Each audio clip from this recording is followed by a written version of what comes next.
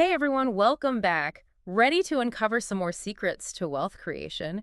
Today, we're really diving deep into this book, Heaven, the Art of Wealth Creation.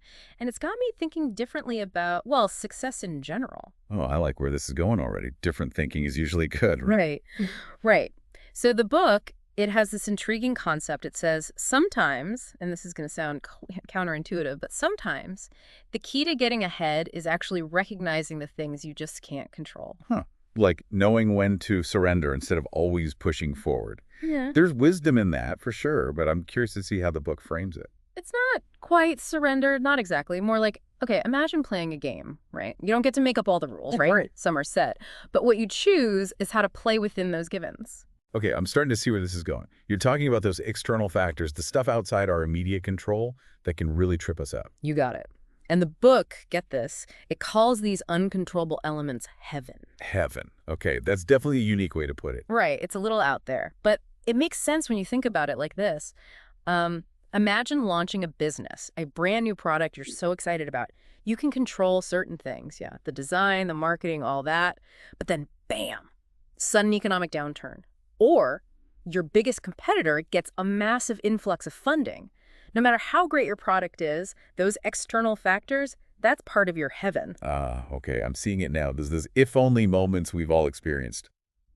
If only the market was better, or if only I had my competitor's resources. Yeah. That's heaven at play. Exactly. And the book's argument is that step one to actually winning, to achieving what you want, is acknowledging that these factors exist.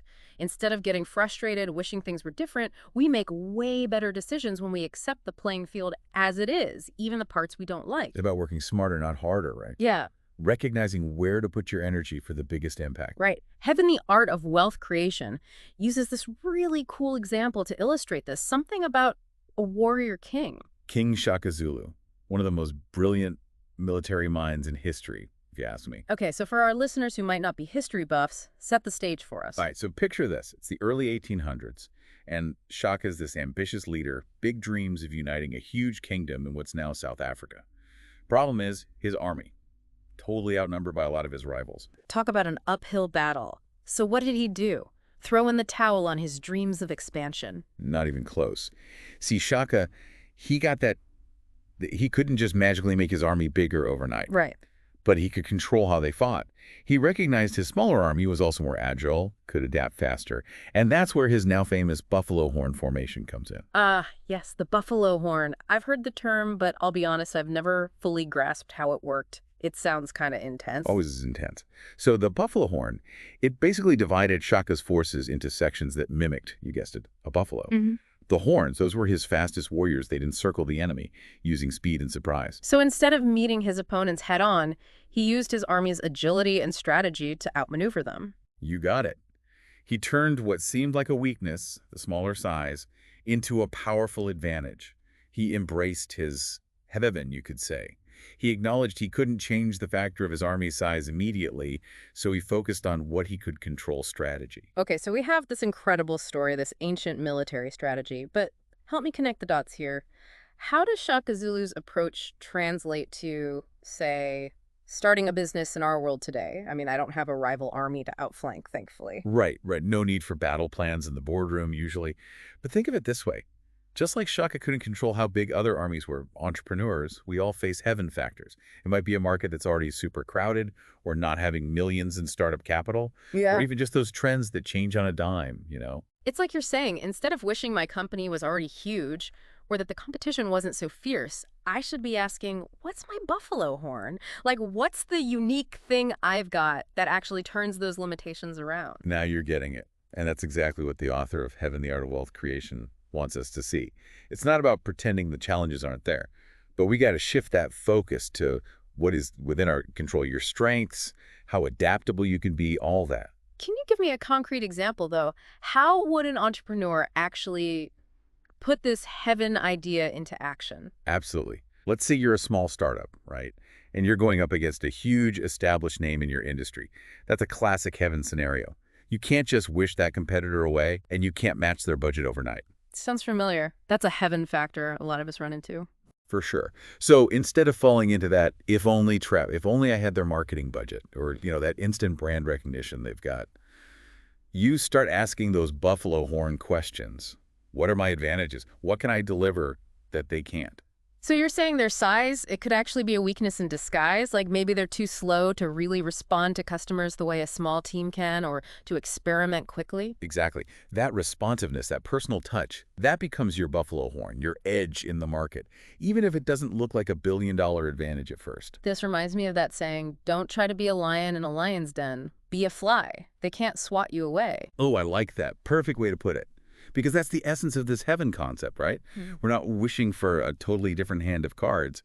It's about playing the hand we were dealt to the absolute best of our ability. Those weak cards, they might just hold the winning strategy if we play them right. This is incredibly empowering stuff, but I imagine it takes a real shift in mindset. How do our listeners start to actually pinpoint those heaven factors in their own work, in their own lives? And then this is the crucial part. How do they stop seeing them as roadblocks and start seeing them as, I don't know, maybe even advantages? $1 million question right there.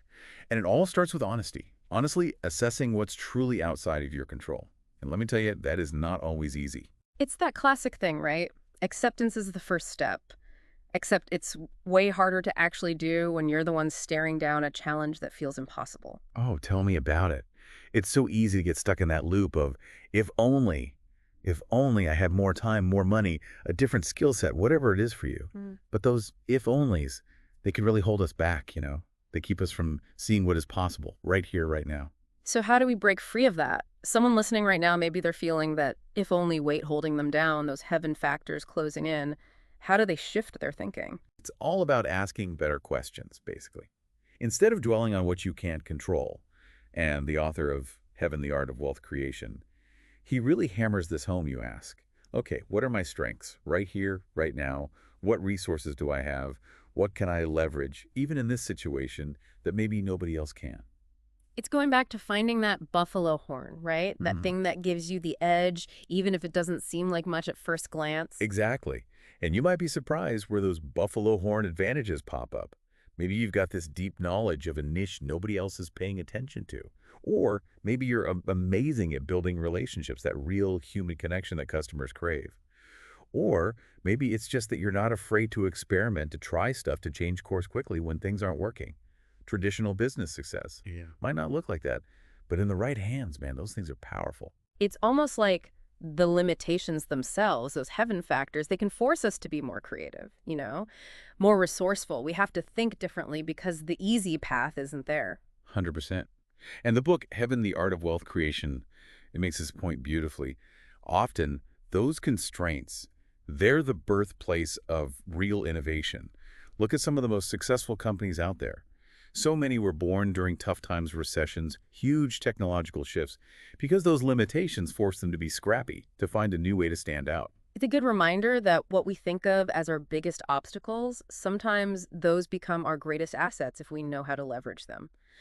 So, as we're wrapping up this deep dive into Heaven, the Art of Wealth Creation, what's that one big takeaway you want listeners to walk away with today?